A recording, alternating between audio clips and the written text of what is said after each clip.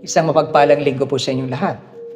Pagnilayan natin ang salita ng Diyos. Pupulong ang Diyos sa ngalan ng Ama at Anak at Espiritu Santo.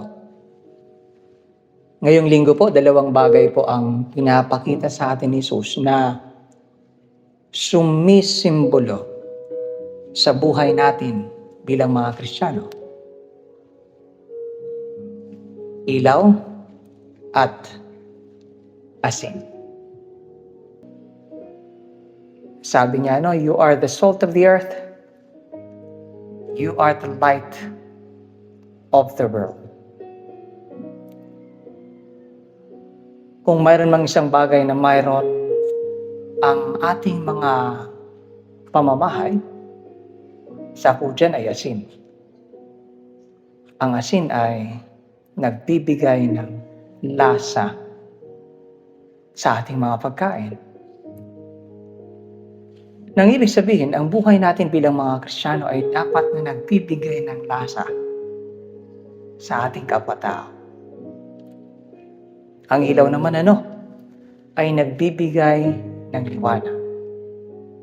Pag naglalakbay po tayo at may liwanag, sigurado pong mararating natin ang ating paroroonan.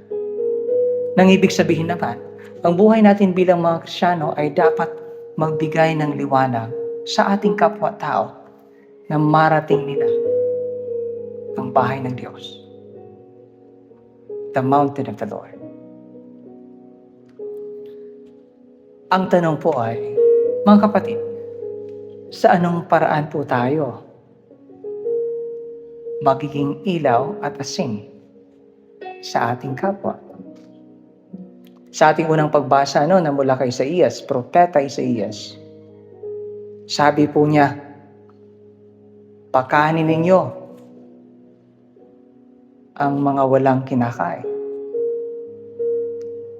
Patuloyin ninyo ang walang tahanan.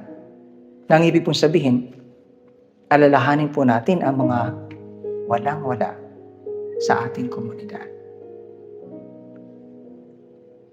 Ayon po kay Santa Teresa, tinatawag niya itong little deeds of mercy. At sa pamamagitan nito, mananatili tayong ilaw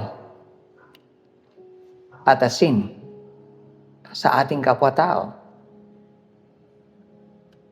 Kaya nga po sa ating parokya, mayroon po tayong outreach program sa mga nasa kulungan. Sa mga may sakit, inaalala po natin at pinupuntahan natin yung mga walang-wala. Mga kapatid, ngayong araw muli, tayo'y pinapaalalahanan ni Jesus na dapat tayo bilang mga disipulo niya, tayo'y asin at ilaw.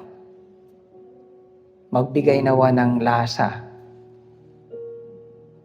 at liwanag ang ating buhay sa ibang tao. Ako po si Father Banek. Paalala ni Jesus, muli,